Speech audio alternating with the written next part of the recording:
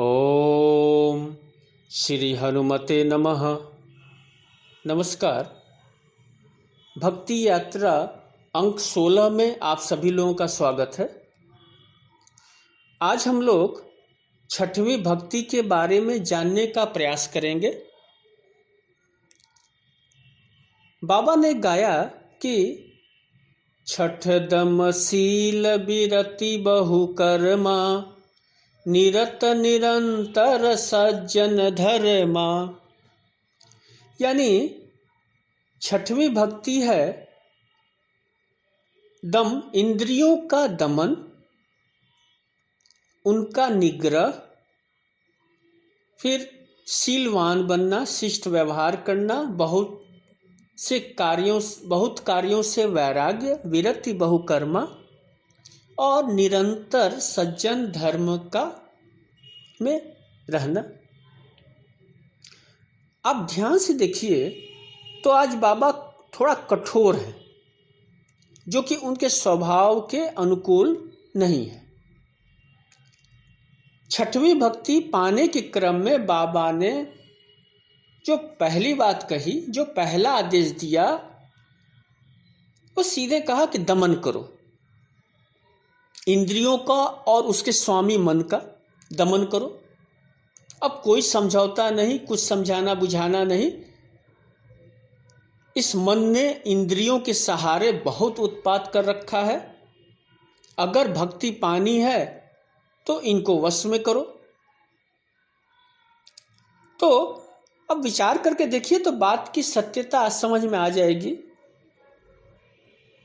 संतों ने मन को 11वीं इंद्रिय माना है। 5 ज्ञानेंद्रिय और 5 कर्मेंद्रिय। मन इन 10 इंद्रियों का प्रेरक बल है। मन आप देखिए स्वयं में कुछ नहीं कर सकता, लेकिन वह इंद्रियों से करवाता है। मन को कुछ देखने की इच्छा हुई, कुछ सुनने की इच्छा हुई, कुछ बोलने की इच्छा हुई, कुछ रसना की इच्छा हुई, कुछ स्पर्श की इच्छा हुई, तो इंद्रियों से कहेगा।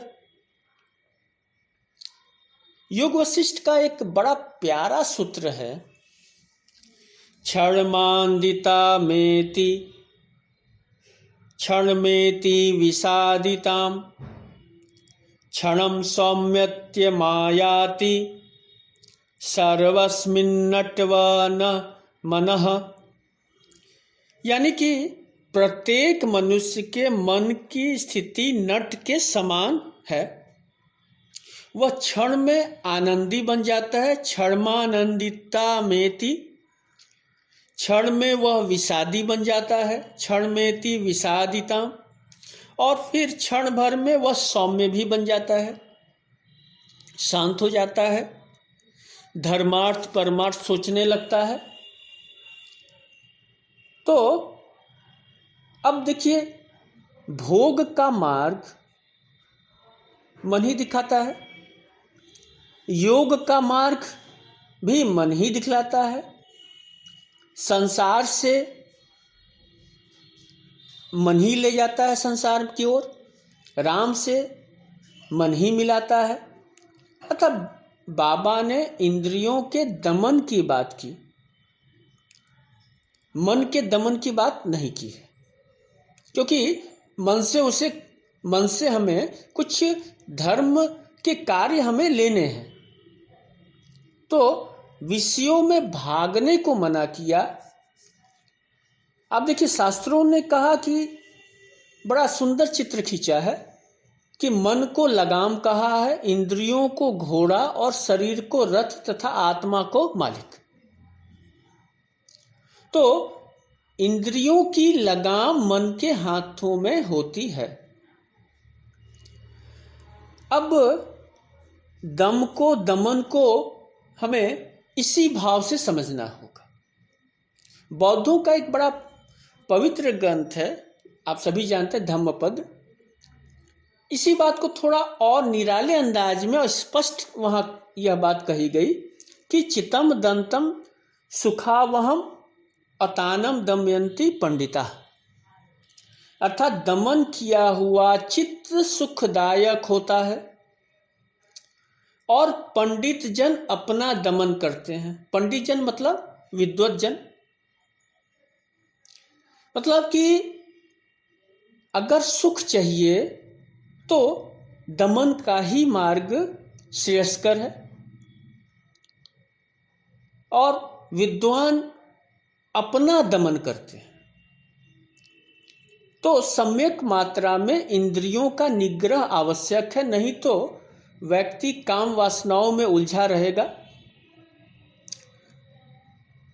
इसीलिए योगेश्वर महाराज, श्री कृष्ण महाराज अर्जुन को कहते हैं, हे पार्थ, काम रूपी दुर्जय शत्रु को तू पहले मार। काम क्या है? कामनाएं, इच्छाएं, हजारों ख्वाहिशें जो कि असीमित होती हैं और यह हम सभी का नित्य का अनुभव है। अतः बाबा ने दमन की बात की, कोई समझौता नहीं, बस आप दमन कीजिए।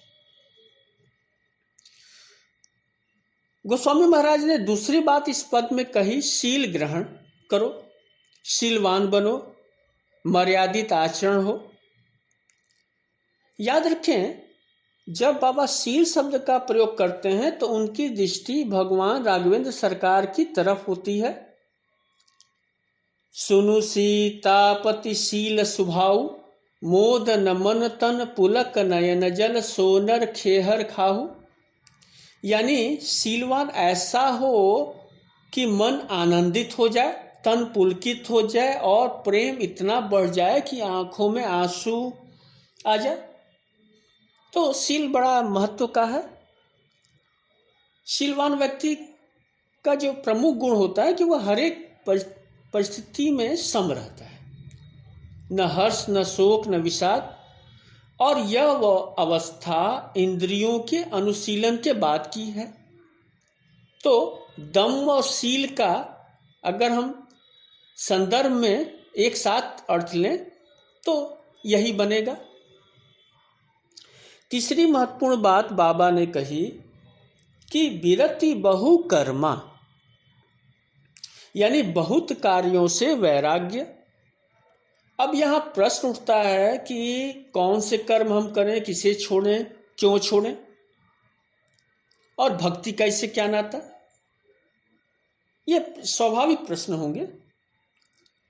यहाँ एक बात का नित्य स्मरण रखिए कि हम लोग एक आध्यात्मिक यात्रा पर हैं और इस यात्रा में अंतर जगत की शुद्धि उतनी ही जरूरी है जितनी कि बाह्य जगत की। बाबा ने इसी क्रम में एक महत्वपूर्ण संकेत दिया कि विरति बहु कर्म। आपका ध्यान मैं गीता जी की ओर ले चलूं, 4th अध्याय, जहां श्री कृष्ण महाराज 3 तरह के कर्मों की चर्चा कर रहे हैं। कर्म, विकर्म, अकर्म। आप सभी लोगों ने अनुभव किया होगा कि हम बिना कर्म के क्षण भर भी नहीं रह सकते। सोते भी हैं तो हृदय अपना काम कर रहा होता है। तो एक कर्म हुआ शरीर धर्म से जुड़ा हुआ, एक कर्म हम स्वधर्म हेतु करते हैं, जैसे हम नौकरी करते हैं, व्यापार करते हैं, शिक्षा क्षेत्र में हैं, अध्ययन अध्यापन करते हैं, समाज सेवा के क्षेत्र में है, सेवा देते हैं। तो यह स्वधर्म माना गया क्योंकि इससे एक आय होती है और चतुष्फलों की प्राप्ति होती है, धर्म, अर्थ, काम, मोक्ष। यानी स्वधर्म करते हुए अर्थ की प्राप्ति, उस प्राप्त अर्थ से अपने कामनाओं की पूर्ति और फिर जो है प्रभु की कृपा से मोक्ष की प्राप्ति। अब ध्यान दीजिए कि स्वधर्म को ही गीता ने कर्म माना है। आप इसे स्वधर्माचरण की बाह्य स्थूल क्रिया कहिए। जब इस क्रिया को यानी स्वधर्म जो कि बाहर जगत में हो रहा है चित्त से हम जोड़ देते हैं तो वह विकर्म हुआ। तो कर्म बाहर, भीतर विकर्म। कर्म से मन का मेल हो जाए तो उसे ही गीता जी में कहा गया विकर्म। यानी एक कर्म बाहर हो रहा है और अंतर जगत में उसी कर्म के अनुरूप विशेष कर्म होने लगा, जिसे कि बड़ा पवित्र माना गया, शुद्ध माना गया। अब देखिए क्या होता है, कर्म से अगर विकर्म मिल जाए तो निष्कामता आ जाती है। एक उदाहरण दूं तो थोड़ी बात स्पष्ट होगी। मान लीजिए आपने किसी को प्रणाम किया, सिर झुकाया, तो यह एक बाह्य क्रिया हुई, कर्म हुआ, हालांकि स्वधर्म था आपका, पर मन के अंदर उसी व्यक्ति के प्रति श्रद्धा भी जग गई तो वह प्रणाम की क्रिया जो बाहर थी अब भीतर भी जागृत हो गई, तो यह विकर्म हुआ। और गीता में कहा गया कि जहां कर्म हो विकर्म हो वहां कर्मों का लोप हो जाता है, यानी अकर्म बन जाता है, कोई काम ही नहीं हुआ। क्यों? क्योंकि जब आप प्रणाम हृदय से भी करते हैं तो आपको वह बोझ नहीं लगता, उसके चले जाने के बाद आपको अफसोस नहीं होता कि क्यों हम नाहक नाटक कर रहे थे।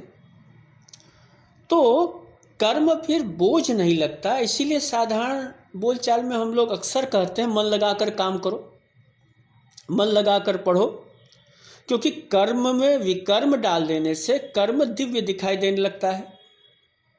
जैसे ऐसे लगता है जैसे कोई कर्म हुआ ही नहीं, कर्म का बोझ नहीं मालूम पड़ता है, करके भी अकर्ता रहते हैं। और यही योग है, संन्यास भी यही है, कुछ कर्म छोड़ना, कुछ कर्म करना। स्वरों का ज्ञान कराते हुए महर्षि पाणिनि ने मुर्गे की बांग का उदाहरण दिया था। अब पाणिनि के समय से आज तक मुर्गा बांग तो सुबह दे ही रहा है, ऐसा नहीं है कि उसी दिन दिया था, क्योंकि वह मुर्गे का बांग देना एक सहज कार्य है। सच बोलना, सबकी सेवा करना इत्यादि संतों का सहज कर्म होता है। वैसे ही जैसे खाना खाना, नहाना धोना, चलना। अब कोई ये नहीं कहता कि आज मैंने बड़ा काम किया, बहुत देर तक खाना खाया। क्यों? क्योंकि वह सहज कार्य है, वह स्वधर्म है, उसमें विकर्म भी जुड़ा है, इसीलिए वह अकर्म है, इसीलिए उसका बोझ आपको नहीं लगता। अतः कर्म का अकर्म हो जाए, यही हमारे जीवन का ध्येय होना चाहिए। जब गोस्वामी तुलसीदास महाराज जब विरति बहुकर्मा कहते हैं तो उनका संकेत ऐसे ही कर्मों के प्रति है जो अकर्म बन सके, अन्यथा बाकी को वो कहते छोड़ दो। माने जो वह काम कीजिए जो आपके सहज स्वभाव के अनुरूप हो। अब देखिए आज हम लोग जीवन में अवसाद देख रहे हैं, कहीं ना कहीं इसके पीछे मूल समस्या यही है कि हम बहुत कर्म कर रहे हैं, बहुत जगह पर हैं, लेकिन उसके समानांतर हमारे हृदय के अंदर विकर्म नहीं बन पा रहा है, फलतः अकर्म नहीं हो पा रहा है। और वो गठरी लेकर हम घूम रहे हैं, और शायद इसीलिए कर्मन की गति न्यारी, ये कर्म जो है आपको मुक्त भी करता है, ये कर्म आपको इस जगत में फंसाता भी है। तो बाबा ने कहा विरति बहुकर्मा। बाबा ने चौथी बात कही कि निरत निरंतर सज्जन धर्म, यानी सज्जन धर्म का निरंतर पालन। आपने श्री रामचरितमानस में कई बार पाठ किया होगा, आपको याद होगा कि विभीषण जी के लिए बाबा ने सज्जन शब्द का प्रयोग किया। लंका निशिचर निकर निवासा, यहाँ कहाँ सज्जन कर वासा। एक दूसरा पद देखिए, राम राम तेहि सुमिरन किन्हा, हृदय हरस कपि सज्जन चिन्हा। अब लंका राक्षसों का निवास स्थल था, रावण का शासन था, जिसका प्रधान उद्देश्य था धर्म को निर्मूल करना। पर उसी के राज्य में उसी का भाई धर्म रक्षक था। विभीषण जी विनम्र बने रहे, तुलसी का पौधा आंगन में और राम पताका भवन के ऊपर लगाकर तब जप कर रहे थे। कहने का तात्पर्य कि प्रतिकूल परिस्थितियों में भी जो धर्म मार्ग से न हटे वही सज्जन है, वही भक्तों का प्रिय होता है, वही ईश्वर का प्रिय होता है। अब सज्जनता की परिभाषा तो देखिए बहुत लंबी हो जाएगी, उसको संक्षेप में मोटे रूप में अगर समझा जाए तो सज्जन व्यक्ति न शोक करता है, न मोह उससे होता है, न वह भय उससे आक्रांत करता है, भय से मुक्त होता है। शोक मतलब क्या हुआ? अतीत से जुड़ा नहीं होता, क्योंकि शोक हमेशा अतीत से जुड़ा होता है, मोह वर्तमान से और भय भविष्य से। लेकिन सज्जन व्यक्ति सत्य का अधिष्ठाता होता है, और जब सत्य का अधिष्ठाता होगा तो उसे तीन काल से परे चला जाता है, त्रिकालदर्शी हो जाता है। तो ऐसे लोगों को ईश्वर भी अपने पास बुलाता है, उन्हें अपनी कृपा प्रदान करता है। रुद्राष्टक में काकभूषुंडी जी के जो गुरु थे, विप्र थे, उन्होंने बड़ा सुंदर शब्द का इस्तेमाल किया कि कालातीत कल्याण कल्पांतकारी सदा सज्जनानंद दाता पुरारी। ये सज्जन लोग हमेशा आनंद में ही रहते हैं, क्योंकि इन्हें आनंद ही मिलता है। तो आज बाबा जो है सज्जन धर्म अपनाने की बात करते हैं। सज्जन धर्म मूलतः आप उसे संत धर्म ही समझिए। तो निरंतर सज्जन धर्म में रहने की बात बाबा कर रहे हैं। एक दृष्टि से देखें तो इस पद में बाबा ने सज्जनता पाने का एक सूत्र भी दे दिया है। पहले इंद्रियों का दमन करिए, फिर शीलवान बनिए, फिर कर्म को अकर्म में बदलने की कला सीखिए, संतों से सीख लीजिए, और फिर जो परिणाम आएगा, जो आप होंगे, वही तो सज्जनता है, वही सज्जन धर्म है। और यही छठवीं भक्ति का मूल मंत्र है। तो आज बस इतना ही। नमस्कार, आपका दिन शुभ हो।